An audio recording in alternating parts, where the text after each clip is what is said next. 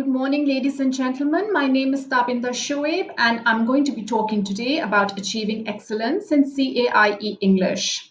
Many thanks to Oxford University Press Pakistan for allowing me this opportunity to talk to all of you about how to achieve excellence in CAIE English assessments.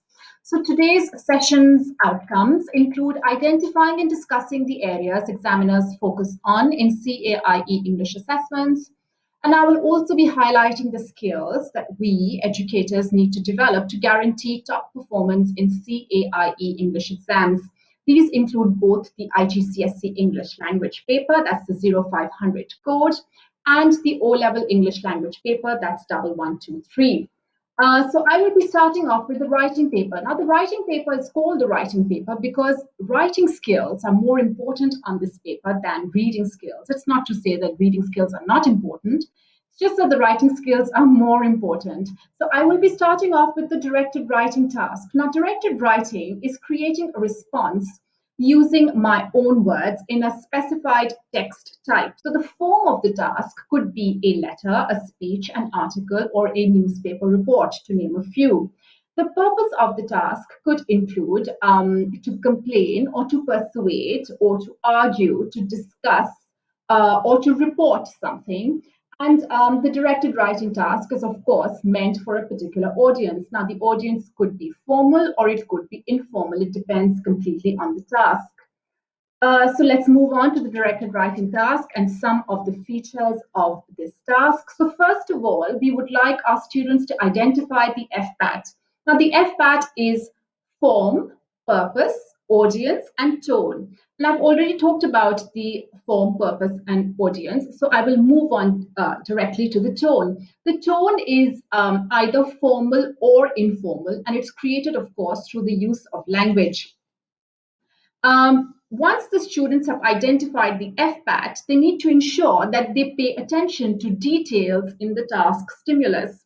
Now, sometimes the task stimulus has very small details embedded in it, and if the students read the task very hurriedly, they may skip over these details, which would ultimately affect the outcome of the task. So, for instance, if I'm writing a letter to my aunt and uncle, and the letters addressed to my aunt and uncle, I cannot refer to them in third person. Similarly, if I'm giving a speech at a school assembly and the audience is pupils, my task and the content of the task and the tone of the task would be very different from if I were to give a speech at a school assembly and the audience is parents. So children need to make sure that they keep these details in mind when they're attempting the directed writing task. Moving on to an introduction. The introduction must state the reason why the letter or the report is being written and then put the reader in the picture as well. Students must not assume that the reader, in this case, the Cambridge examiner, has read the passage already. They know exactly what's going on. No, the students must assume that the examiner knows nothing and they're starting off from ground zero. They're standing at home base. They have absolutely no idea what's going on. So the introduction must state the reason why the letter is being written or why the report is being written, and then put the reader in the picture as well. Moving on, it's very important to stick to the bullet points which are given in the task. Now, sometimes the bullet points are two, sometimes they may be three. So it's advisable that children stick to the points which are given in the task, because if they try to veer off those points, they might end up doing a lot of points and do them all superficially, instead of doing the two or three bullet points that Cambridge has asked them to stick to and then not doing them comprehensively. So it's really important that they do the bullet points that Cambridge has asked of them comprehensively, than do a breadth of points and do all of them superficially. Moving on, it's really important to ensure smooth transitions from one bullet point to the other. Now, transitions between points and between paragraphs both are very important. So, students can write something like, yet another reason why the proposal is important is because, etc., etc. And transitions help the reader, in this case, the Cambridge examiner, follow your sequencing. They can follow the student's sequencing of points and follow the flow of the argument, which is why transitioning and using the right connectors is so very, very important. And then finally, being realistic and believable in the content is so important as well. It's much easier for students to use real life experiences, something that they've actually gone through or something that they have observed when they're talking about uh, the content of this task. So, for instance, if the task asks students to write about a report, to write a report about a team competition. So, the school's team has taken part in a competition and they have won. So, it's much easier for them to write about a team that they have some kind of experience with or they have seen in action. So, it would be easier to talk about a debating team, perhaps, or the MUN team, instead of talking about the rowing team, which they have no idea of. So when we keep our own personal experiences in mind, our content automatically becomes more authentic, more realistic, and much more believable. Moving on, talking about the directed writing task, which is part of the 0500 exam. So, what we need to do is we need to read the discussion in the passage, form an overall opinion, and state this in the introduction. So, it's very important that we use our understanding of the passage's content and then give our stance on the subject in the introduction. So, for instance, if the passage is asking about why someone's move to the countryside was unsuccessful, I would like to state my overall opinion on this in the introduction itself. So not only will I state the purpose of writing my directed writing task, not only will I state that, I will also state my overall opinion. So I think that the move to the countryside was unsuccessful because um, XYZ person had perhaps unrealistic expectations of the move. So I will state this in the introduction itself, my overall opinion on the discussion that has been presented in the entire passage. Um, Moving on from there, we also need to evaluate. Now, evaluation is deciding which of the options is better, presenting reasons for my decision, and then justifying it. So, I would start first with doing sufficient dead. Now, dead refers to details, elaboration, and discussion. Now, it's because this task is a discursive slash argumentative task, I must ensure that I'm doing the discursive part of it. So, as the student, I must give sufficient details, I must elaborate on them, and I must ensure that my discussion is sufficiently fleshed out. Um, and once I have done that, I'm going to go on to the opposite side of the argument, which is the opposite side of the argument, which is the evaluation. So, for instance, in the same example of the countryside, I can talk about all the reasons why moving to the countryside is beneficial. So that would be my debt. I can talk about, the countryside is so much cleaner. There is peace of mind. People are so friendly. The schools are great in terms of building camaraderie because class sizes are small, etc., etc. That would be my details, elaboration, and discussion. But when I do the opposite side, I will talk about why living in the countryside is not so great. So I will talk about the fact that even though the air is cleaner and there is much less traffic, the countryside offers very limited job opportunities. The countryside offers very limited entertainment opportunities for my children. And though the class sizes may be small, maybe the children in rural areas do not have the same kind of exposure that children do in urban areas, etc., etc. That would be my evaluation. So doing discussion and then evaluation is very, very important. Finally, we must strike the right tone, using the right language, using the right sentence types, and using the correct punctuation. So, formal language and informal language, the use of either of the two depends on the task type, of course. I will also try and ensure that I use a variety of sentence types that would include simple, compound, complex sentences. I can insert some tag, tail questions. I can insert a rhetorical question. I can insert some phrases if I'm trying to achieve an informal tone. I can insert, some fragments here or there, so and use great punctuation as well. So there's really no need to use slang In order to create an informal tone, I can use an exclamation mark, I can use ellipses, I can use dashes if I want to create that informal tone. Because we must remember that this is a formal paper and the language has to be of a certain standard, even if the task type is informal, even if the tone that we're striking to achieve is informal. Moving on, I will now be talking about compositions, which is the second question in the writing paper. Now, we need to make sure that we are anchoring our composition in the right key conventions of the writing type chosen. So, for instance, if we choose narratives, we must make sure that our narrative has a plot. If we are doing descriptives, we cannot have a plot because descriptions do not have a conflict as such.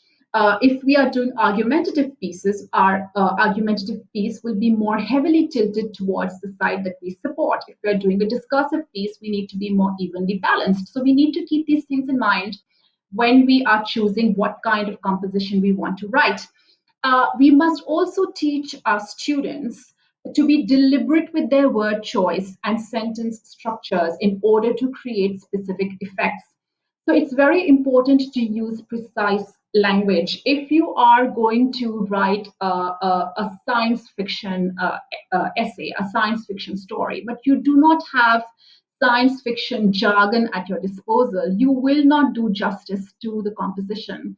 So if our students are not good with science fiction, we need to teach them how to write science fiction. And if a student is not able to manage, then they should stay away from that genre when they are writing a narrative. Sentence structures, we need to ensure that we are using, as I said, all three sentence types: simple, complex, and compound. We need to ensure that our students are using subordinate clauses, not just in the middle, which is the more typical, the more conventional sentence structure. We need to ensure that subordinate clauses are being used right at the beginning, they're being used right at the end, they're being used in the middle. So all of these lend variety to our writing. We also need to make sure that children are using complex sentences for description and simpler sentences when they're trying to create tension. And of course, absolutely, spelling and punctuation is so very important. So children must edit their work, make sure that their punctuation is correct. So comma splicing, absolutely not allowed. And tense is very important. We know that Cambridge prefers writing in the past tense. It's not that they're averse to writing in the present tense, but Cambridge says that children forget that they're writing in the present tense and at some point they will slide into the past tense. So it's very important that we encourage our children to write in the past tense, which is the tense that Cambridge prefers. Moving on to a little bit of a closer look at compositions, I'm going to be talking about narratives first. So children have to ensure that they're following narrative structure, which is Freytag's pyramid. So starting with the exposition, moving on to rising action, the climax, the falling action, and then the resolution. And balancing these narrative components is very, very important in order to achieve that right structure as well. You really don't want the climax to happen so very quickly that the bell curve looks totally skewed and looks like this, or everything's happening so slowly that the curve goes really slow and then suddenly it climaxes and goes down. We don't want that happening as well. So it's really important that we teach our children to balance the components and take the bell curve in the shape that is ideal. Moving on to narrative features, children must pay attention to setting. They must characterize, absolutely, they must characterize. And characterization is done through description, characterization is done through dialogue. Dialogue is so very important as well. Children must use dialogue tags, they must use dialogue beats unless and until they are really in the throes of creating tension where they can omit the dialogue tags or the dialogue beats just to ensure that they build that tension and they build that suspense up. Super, super good. So setting and description and dialogue are very, very important. They're very, very essential narrative features. Moving on, we want to encourage our children to use a variety of stylistic devices. So these would include figurative language, our usual similes, metaphors, personification, onomatopoeia, alliteration. They can use the ones which are not, in this first category. They can use allusions, hyperbole, puns, if they so want. So all of these lend richness to our writing. They make our writing more nuanced, more meaningful if we use stylistic devices. And then we must also encourage our children to use plot devices. I think a lot of our children are very scared to experiment with plot devices such as flashbacks or flash forwards or backstory, foreshadowing.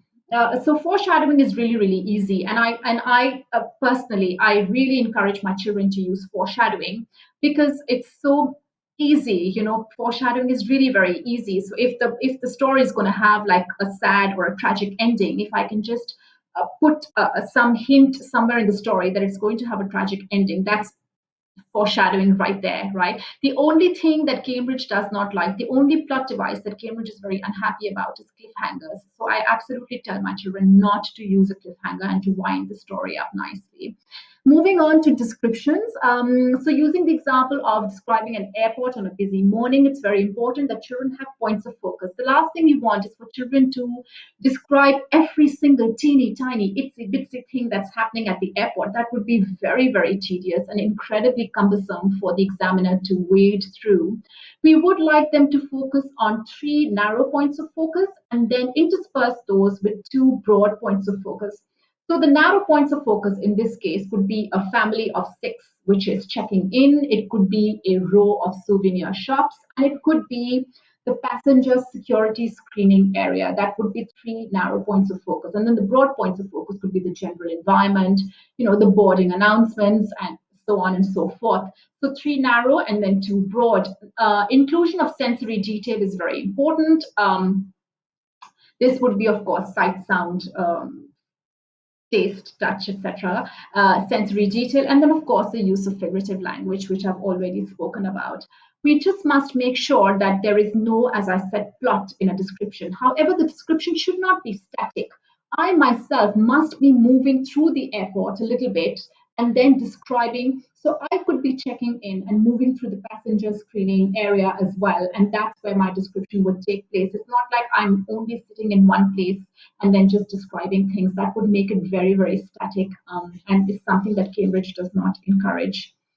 Um, Moving on to argumentative writing.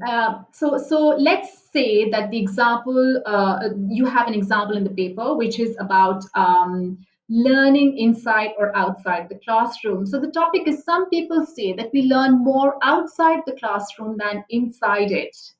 Do you agree? Um, so this is an argumentative topic, hence the focus of our argument would be the side that we support. So I would do an introduction, about 5 very nice, very meaty, well fleshed out body text paragraphs. I would do a paragraph or 2 about the other side of the argument, and then I would wind it up in my conclusion. It's very important that children have well developed, logical, complex arguments. These have to be sequenced from strongest to weakest. So in the example that I've put on the screen that you can see in front of you, some people say that we learn more outside the classroom. I would actually disagree. I think we learn more inside the classroom than outside it.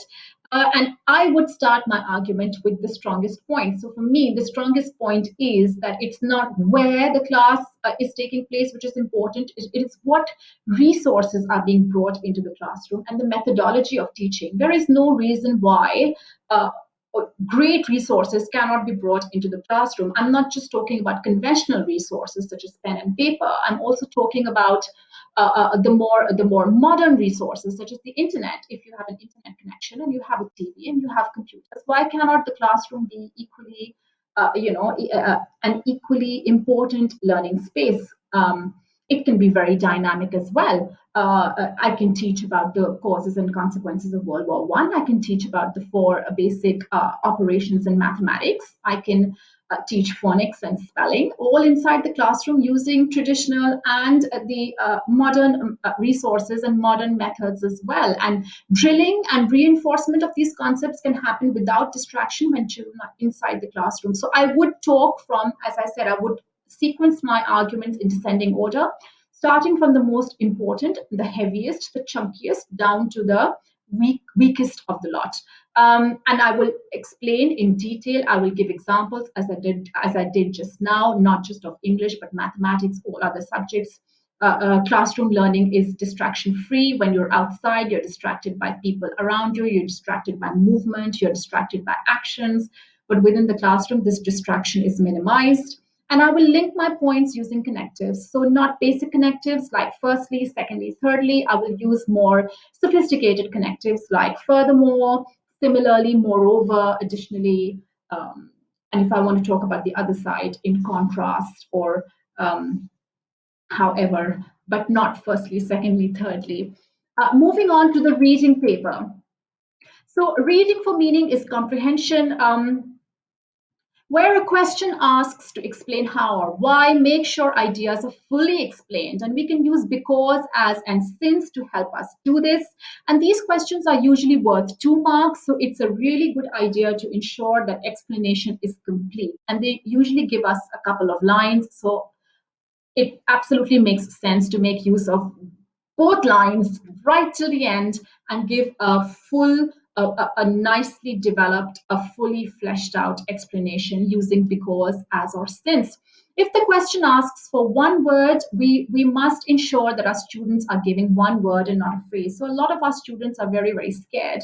If they're not quite sure what the right answer is, they will plug an entire phrase in and then and then just cross their fingers and hope that the examiner is going to pick the word that is correct and say, oh, well done, I'm going to give you the mark. But it doesn't happen that way. So a word should be a word and not a phrase, because the examiner is really not into the business of multiple choice. They really want to know what that word is and not a whole fragment from which they themselves need to select the right word. Ensuring that we train our students to pay attention to specific evidence is also a great idea. So specific evidence refers to certain lines. Maybe the question is asking you to refer to certain lines or asking you to refer to certain words.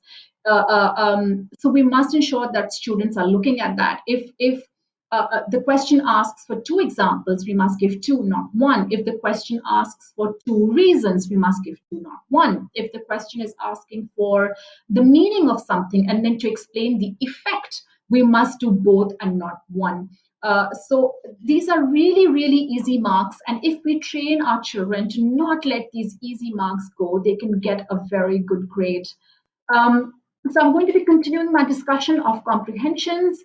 Students must make sure that their answers are picked from the correct paragraph if it has been specified in the question. So paragraph 3, I've had a lot of my students who've missed very easy marks because they've just referred to the wrong paragraph when they are doing the question. Moving on, using our own words where the question specifically asks us to do so is very, very important. If students do not use their own words, if they do a blanket lift, they get a 0. If they do a selective lift, they get half the marks. So if it's a 2-mark question, they'll get a 1. And if they do a blanket lift, as I said, they will get nothing at all. In many cases, getting the answer correct is dependent on knowing the exact meaning of a word or a phrase. So, in order to help themselves, if students do not know what the word means, they must look at the sentence that the word has been used in. So, looking at surrounding words, looking at context clues, breaking the word down, looking at roots or looking at prefixes, all of these things can help us make an educated guess about what that word could possibly mean. So looking at the word, not just in isolation, but looking at the word in relation to the sentence that it has been used in is actually a good idea and can very many times help students to pinpoint what the word's meaning could be. Moving on to the summary question. Now, summary is a very, very scoring component in the reading paper. And if my students don't do well in it, I really get very upset because the summary is a very scoring component, and Cambridge is quite generous with summary marks if the summary is done correctly. So I will be discussing the summary in relation to the question that you can see on the screen in front of you.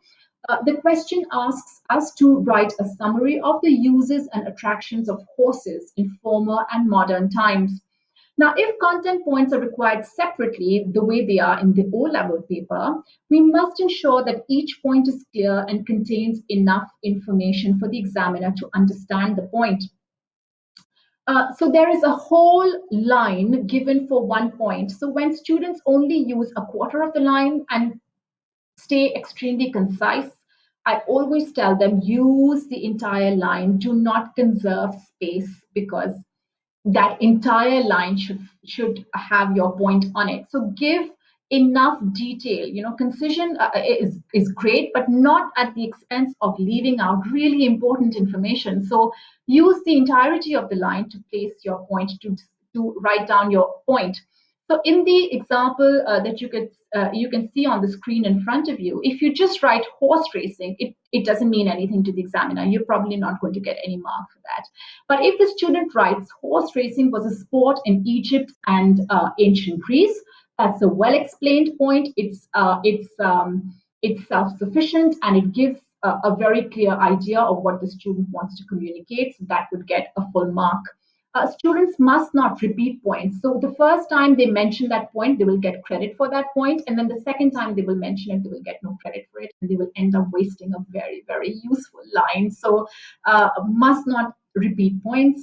And then finally, and this is so very important, points which sound too similar to each other or are too closely linked are generally treated as 1 point.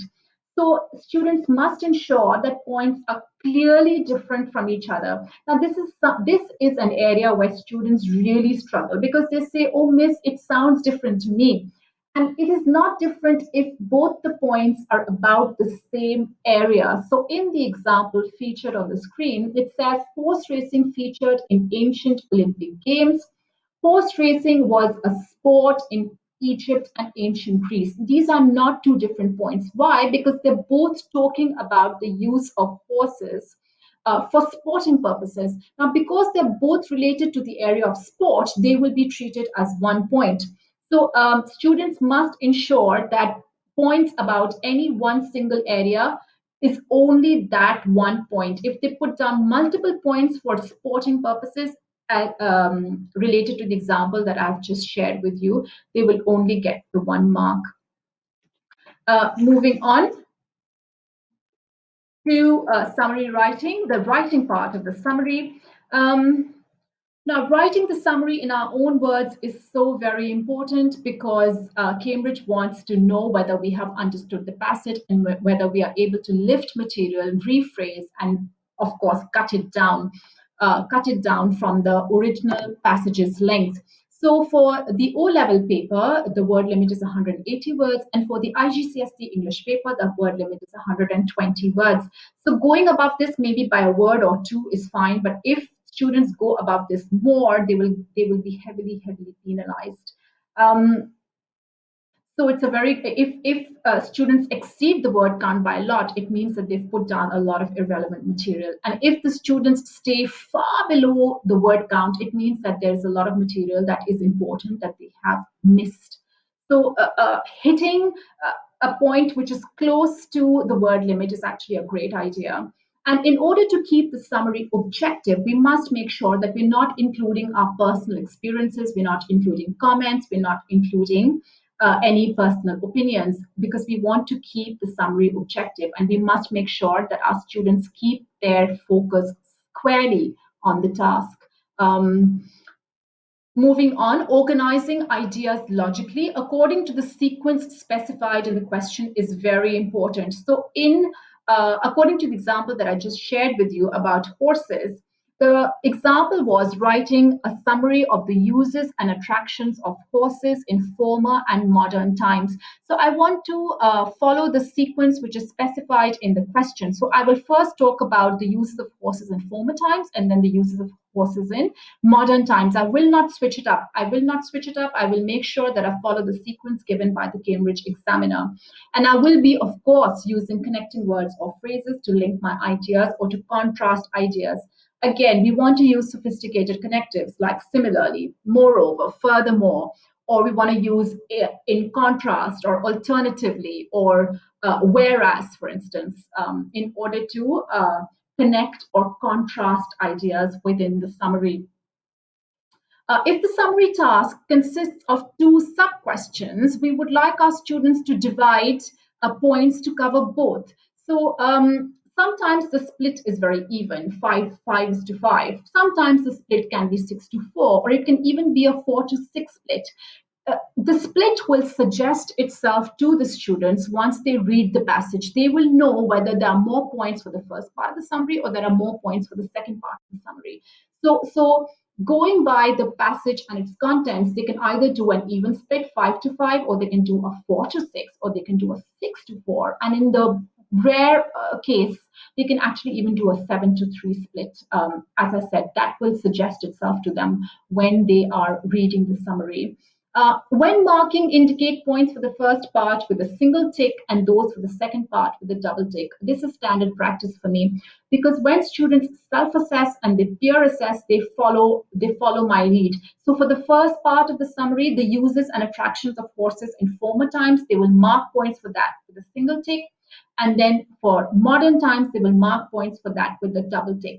And the advantage of that is when the student is looking at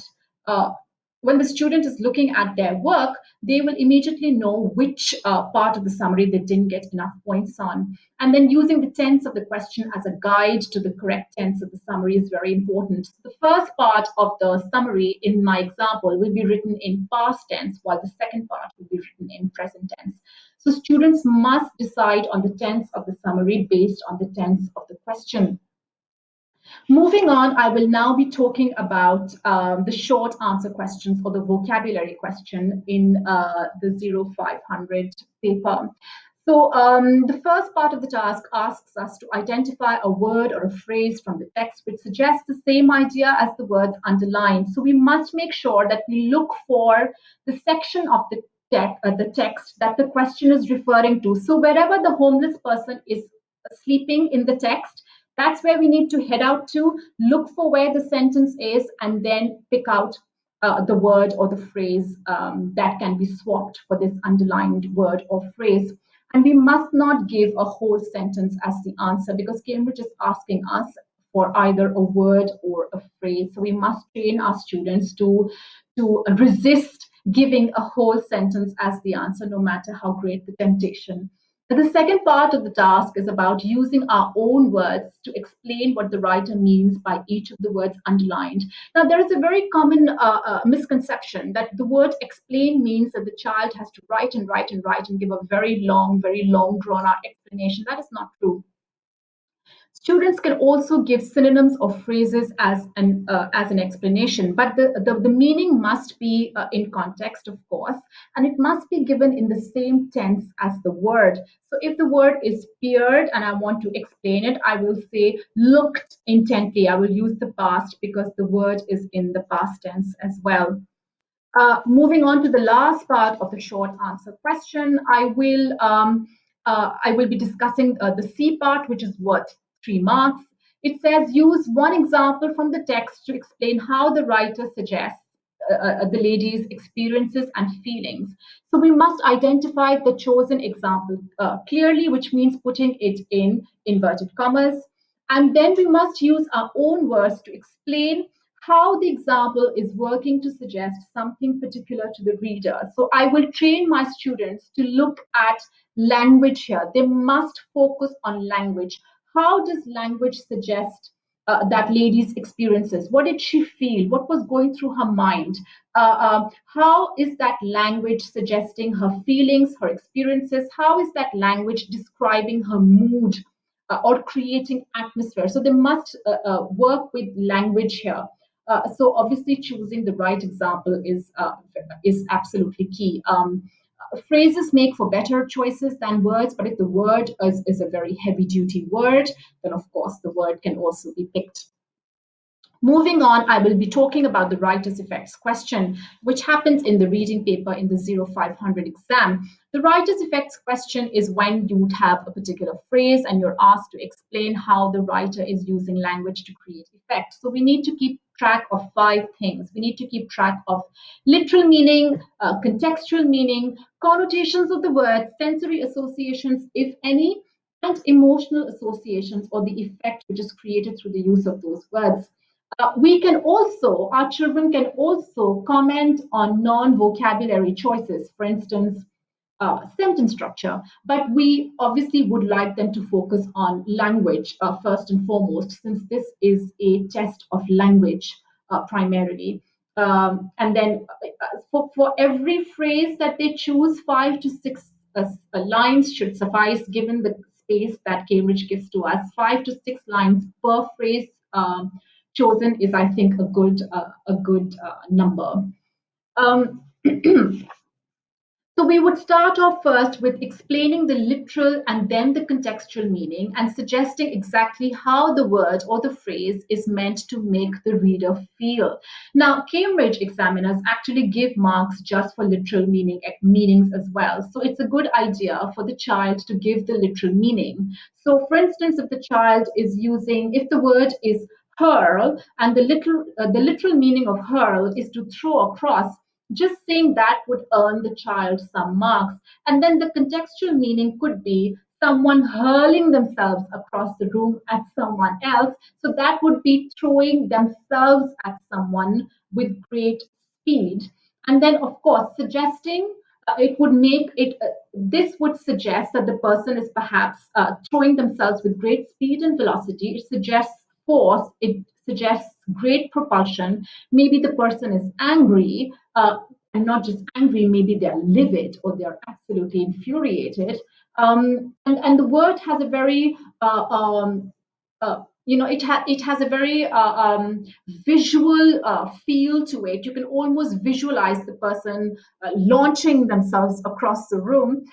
So all of these things the children must discuss when they are discussing the effect and the effect created by the word. So what is the reader meant to feel? Would I be scared? Would I be scared of the consequences of someone hurling themselves at me? Would I injure myself as being the target of that? So all of this is what the children must discuss when they're doing their writer's effects.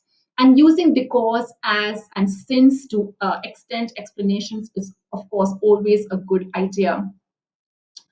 Winding it up with an overall impression is very important. That is what leads to a band one response. So all 3 phrases together, what is the impression that they create, all 3 of them together? And I have seen through my experience that Cambridge always links phrases thematically. They are particularly fond of all 3 phrases belonging to the world of music or the world of drama, the world of theater. They're very fond of nature going crazy, nature going wild themes. So if the children can pinpoint that, that would be tremendously helpful. So an overall impression at the end is very, very important in order to get a band 1. What is the impression that is created by all 3 phrases combined, not just each phrase independently? Moving on to our final task is the reading task, the reading paper, the directed writing task actually from the reading paper. So what we need to do is identify the FPAT again. That's form, purpose, audience, and tone. And I've talked about that with the other directed writing task in the reading paper already. Now, it's very important to structure answer according to the 3 bullet points. So maintaining the same sequence is very, very important.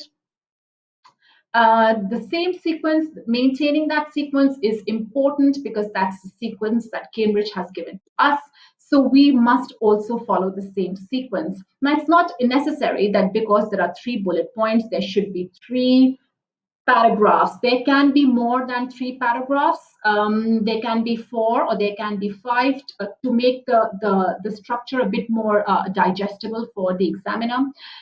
4 points per bullet point. So even though 4 points per bullet point means a total of 12 points, if students have anywhere between 10 to 12 points, they should be fine. It's important to spread discussion evenly across all three bullet points. So this is important because if the student gives more airtime to one bullet point and not to the others, there is an automatic deduction of two bands. So the student falls two bands down immediately as soon as the discussion is not an even one. Finally, a convincing voice is a must. Now, a convincing voice is very, very important. Sometimes, what happened many times actually, the student will be asked to adopt the voice of one of the characters in the passage, and then they need to write from that person's point of view. So it's very important that when children are reading the passage, they really get a feel for that character and how that character is thinking, what that character is feeling, what moves would that character make in the future based on what has been revealed of them in the passage. So that convincing voice is a must. Without that convincing voice, children are not going to do well on this particular task type. Finally, bullet points 1 and 2 require extracting explicit information from the text, whilst bullet point 3 is more inferential. Bullet point 3 is more about our inferences. What have we understood of the character based on what has happened in the passage? Whilst bullet points 1 and 2 are slightly easier because they just require extracting explicit details from the text. We must ensure that our students are doing details and development. Details are explicit ideas, attitudes, and opinions which are present in the text. And then development is more implicit. Implicit means it shows an understanding of the way characters feel and why they behave in a certain way. So when I look at all the explicit details, I can get a good mark, but it's only when I have identified implicit attitudes, implicit perceptions, implicit behaviors in the passage that I will be able to get a top mark on this question type. And finally, inferences and judgments must be made based on the text. It's really not a good idea to invent characters or details from scratch which have no link to the text at all. If I make a judgment which has no basis, which has no roots in the text, if I make an inference which is not backed up by any details in the text, I will not get a good mark. So it's very important that we peg ourselves and our inferences and our judgments to what is stated in the text that has been provided to us. Uh, Thank you so much for listening to me. You've been an incredible audience. Thank you so much. If there are any questions, I will take them now. Thank you.